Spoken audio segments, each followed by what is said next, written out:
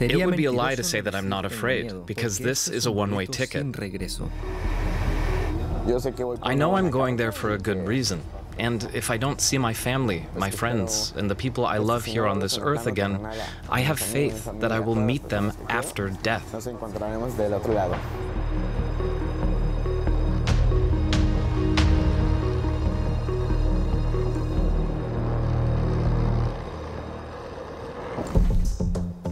In Ukraine, it's not just Ukrainians who are fighting. Thousands of people from abroad have joined the battle. Who are they? And why are they doing it?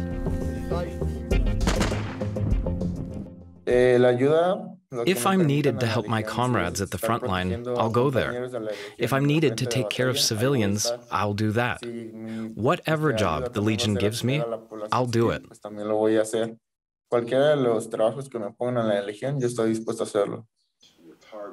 Kapon, as he calls himself, is from Latin America. For security reasons, we don't disclose his exact location. He's preparing to leave his home.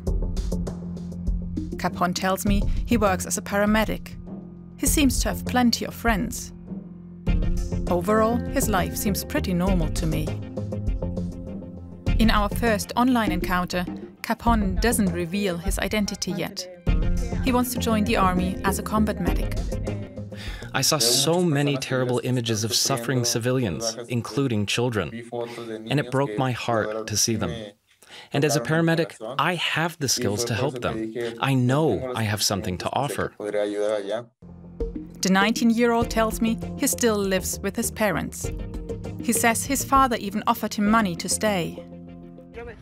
But a few days later, it's time to leave. His friends throw a farewell party.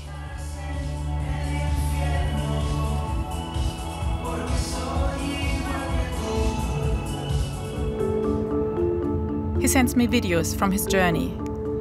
It's the first time that he is going abroad. He doesn't come from a rich family. The mother of a friend chips in to pay for the flight. In return, he has to promise to come back alive.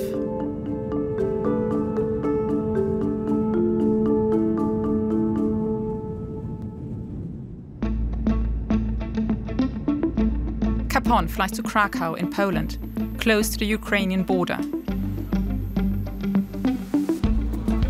I join him for the next leg of his journey. The first stop, a military shop. He still needs a bulletproof vest, since he isn't sure whether the army provides one. You have a body armor? No? But another body armor you have? 5.11? No. We don't have. All right. The military shops in Krakow are overrun right now. What are you going to do? Well, apparently it's difficult to find body armor in Krakow, so I have to go without and hope that I don't get shot at. Isn't that a suicide mission? A bit. It would be good to have one, but even with a vest, the bullets come through, so the only thing I can do is hope to come back in one piece. By chance, Kapon meets other men who also want to join the battle. Medic? Yes, paramedic. To me, he makes a dubious impression. Killer. Killer. Killer? Ah. Killer. Calor. Killer. Oh, yeah. The man doesn't want to be filmed, but claims he fought in Iraq and Afghanistan, working for a private military contractor.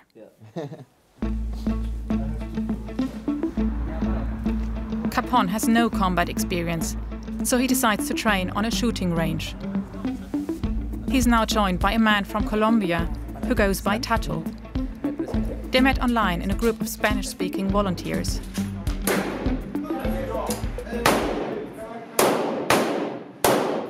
They also test an AK-47, which is used in Ukraine. The training at the shooting range is intended for civilians and is supposed to be just for fun. It's just the second time that Kapon has ever held a gun, he tells me.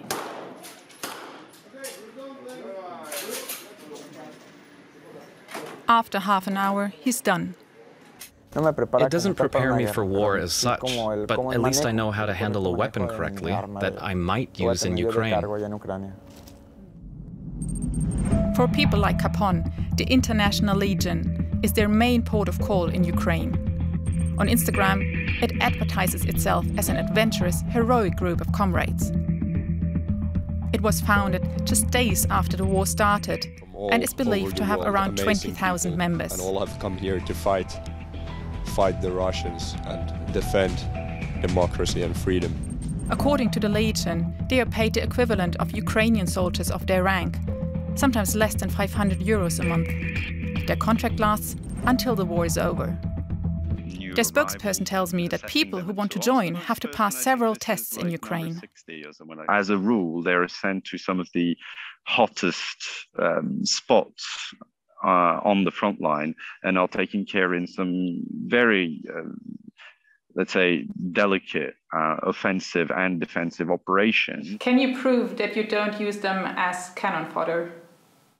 Well, I think it's very difficult for anyone to prove anything in this war. What I can say is that we can give all public and private assurances that no one in the army is interested in sending people to the front who are not ready.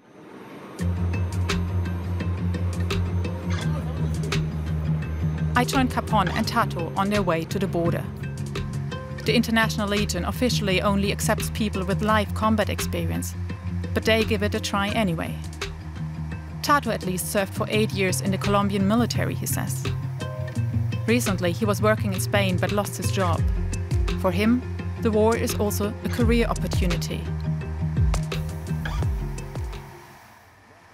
Why am I taking this risk? I often ask myself that and don't have an answer. I think it's also the excitement, the adrenaline. It's a chance to prove myself. I think about it constantly and feel nervous. I'd be lying if I said I wasn't afraid. But with this fear comes adrenaline.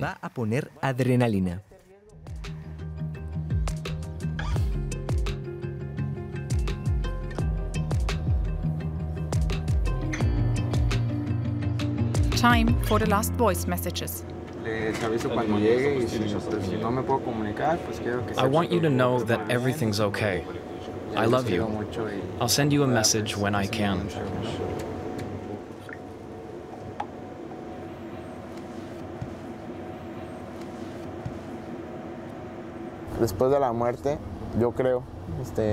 After death, I think God will judge us for what we did in life, whether it was good or bad.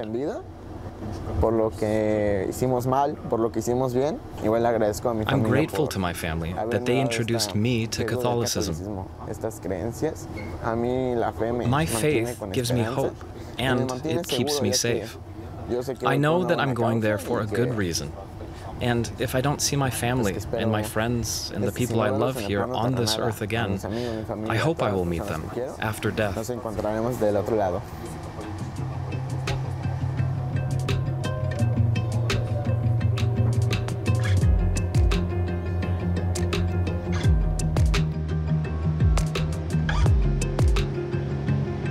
The man who sits next to them is from Ukraine. That's your family?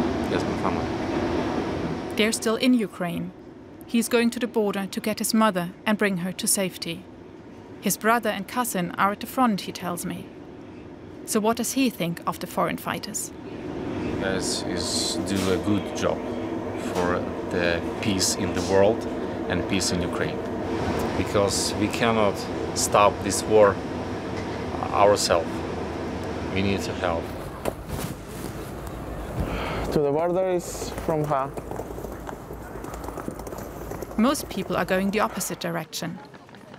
More than 5 million Ukrainians have left their country so far. Does he really think he can change anything?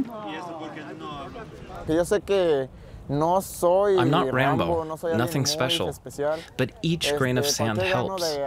And if I just save the life of a few fighters or people who need me, I'll have made a difference.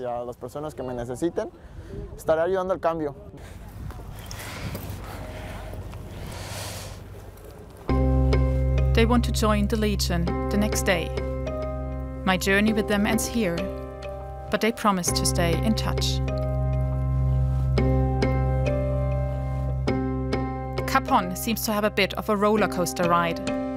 The International Legion at first rejects him and several others. But 10 days later, he tells me, the Legion suddenly did accept him. He writes, "I'm happy," and sends me a picture of the body armor he was given.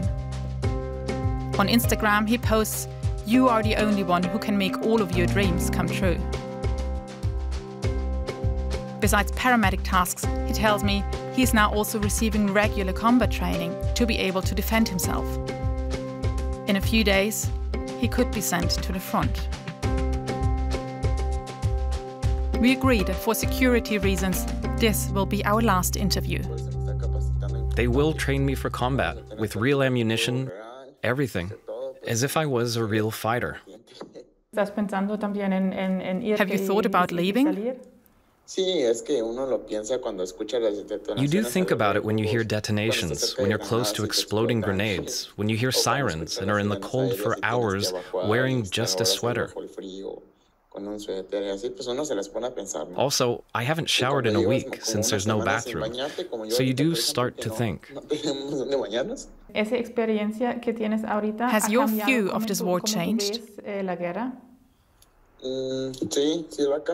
Yes, I realized it's even worse than what you see on the news. Everything is worse, because you're the main target. It's quite ugly.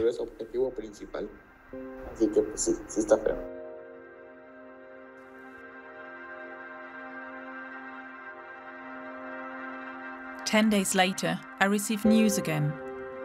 The situation had become too intense. Kapon decided to leave the International Legion.